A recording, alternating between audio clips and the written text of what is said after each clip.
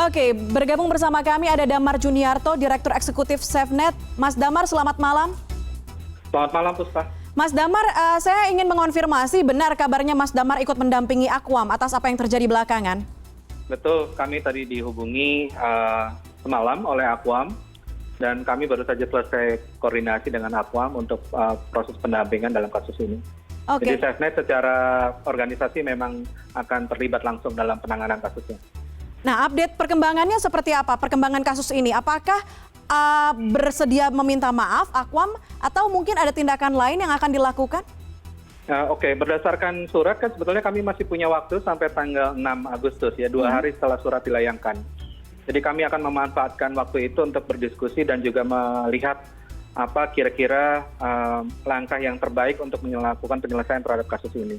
Tapi kurang lebihnya sebetulnya boleh saya sampaikan adalah peristiwa ini memicu banyak pertanyaan dan pertanyaan-pertanyaan ini sebetulnya mau saya gunakan untuk saya sampaikan di media ini untuk diketahui oleh publik pertanyaan-pertanyaan besar yang dimiliki oleh organisasi kami. Oke.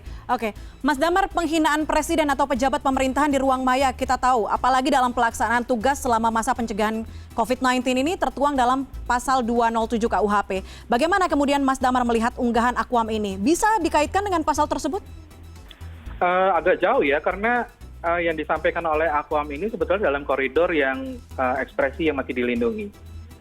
Terutama karena yang disampaikan ada basis fakta, jadi bukan berdasarkan sesuatu yang sifatnya mengada-ada. Lalu yang kedua, bahwa yang disampaikan ini dalam kerangka kritik, meskipun ini disampaikan secara kritik secara individu ya.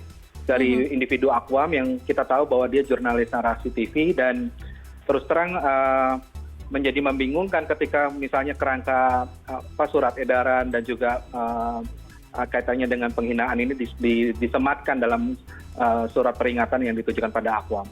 Oke, nah kita tahu juga MK memutuskan pejabat yang dihina ini harus melaporkan sendiri ke polisi, delik aduan, tidak bisa memberikan kuasa kepada orang lain. Apa artinya somasi dari Kemenkes ini kalau menurut Mas Damar? Sampai bahkan ada pernyataan bernada, mungkin sedikit bernada ancaman gitu, akan membawa ini ke jalur hukum. Ini gertakan aja atau gimana? Ya gini, pertanyaan besarnya kan adalah mengapa Kemenkes sampai repot-repot mengirim surat peringatan untuk komentar Aquam tanggal 27 Juli. Jadi ini komentarnya sudah lama ya. Dan jujur saja postingannya ini kan sebetulnya sepi tanggapan, Puspa. Cuma ada 46 komentar, 52 retweet, dan 102 like dari akun-akun itu ya. Jadi postingan ini sebetulnya kerugian bagi kementerian itu apa? Pertanyaan yang pertama. Lalu kerugian bagi Menteri Kesehatan itu apa? Dan dalam surat peringatan ada intimidasi, akan menindak pakai pasal 27 ayat 3. Ya, kita tahu itu pencemaran nama baik. Yang pertama-tama yang harus ditanyakan adalah apakah Kemenkes sendiri paham apa pasal yang digunakan itu. Karena pasal ini kan sebetulnya sudah direvisi tahun 2016 dan dia tidak bisa berdiri sendiri, jadi harus dikaitkan dengan pasal 310 KUHP. Di situ dikatakan bahwa ini tidak bisa berlaku untuk institusi, jadi Kementerian Kesehatan tidak bisa mengancam seperti ini, jadi harus individu biasa. Dan yang dikomentari Aquam itu adalah Menteri Kesehatan, jadi bukan Terawan sebagai individu, apalagi kementerian sebagai institusi ya. Yang kita tahu bahwa dia adalah jabatan publik. Nah, pejabat publik itu kan bisa dikomentari dan dikritik karena kinerjanya harus memenuhi harapan rakyat. Karena dia digaji dengan pajak yang dikumpulkan oleh rakyat. Jadi itu salah satu yang penting disampaikan di tahapan sekarang. Lalu yang kedua, dalam catatan SafeNet sejak 2008 ada 28 jurnalis dan media yang diperkarakan dengan pasal-pasal karet Undang-Undang ITE. Ini artinya apa sih sebetulnya? Ini kan artinya bahwa ada tren penggunaan instrumen hukum yang disalahgunakan untuk memberangus media dan memenjarakan jurnalis. Dan terus terang ini jadi pertanyaan ketika kementerian memilih untuk menggunakan jalur hukum ya nantinya. Kalau misalnya Aquam tidak meminta maaf kan akan ditempuh jalur hukum. Jadi sebetulnya ini apakah ini bagian dari itu penyalahgunaan instrumen hukum sebagai cara untuk memberangus media atau bagaimana? Di luar itu kita tahu jurnalis dan media bisa salah, Puspa. Penyelesaian masalah kan selama ini sudah disediakan mekanismenya, yaitu mekanismenya diatur dengan melibatkan Dewan Pers.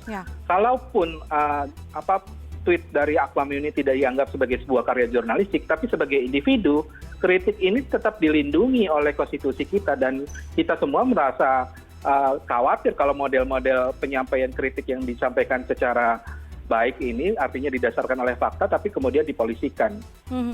Apalagi engagement-nya ternyata tidak begitu besar, artinya teman-teman jurnalis yang mungkin punya akses atau pihak-pihak lain yang punya akses ke teman-teman jurnalis jadi lebih mudah begitu ya untuk mempolitisasi apapun yang diunggah, yang dicuitkan oleh teman-teman jurnalis. Ini kan tidak ada dampaknya. Apa sih kerugian yang dirasakan oleh kementerian? Apa kerugian bagi Menteri Kesehatan ketika dikatakan bahwa ada anjing yang lebih pintar dalam mendeteksi COVID-19? Dan kita tahu anjing itu memang ada di Jerman. Dan ini coba diperbandingkan, sebetulnya kan teks ini berdiri di atas konteks. Dan konteksnya kami sudah tahu dari Aquam kemarin, bahwa konteksnya adalah mencoba melihat kemampuan mendeteksi COVID-19.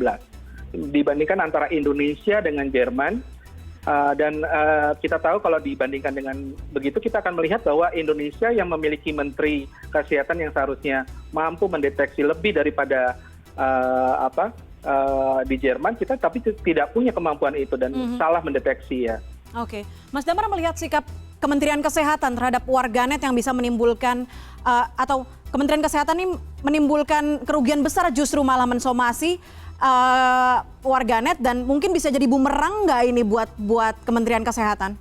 Terus terang kalau saya boleh jujur mengatakan ini blunder dan ini akan merugikan Kementerian Kesehatan sendiri di tengah sorotan penanganan pandemi COVID-19 yang masih membutuhkan upaya lebih dari Kementerian Kesehatan untuk bisa menanggulangi, tapi malah sibuk ya, bersibuk-sibuk tadi sampai repot-repot bikin surat peringatan kepada Aquam.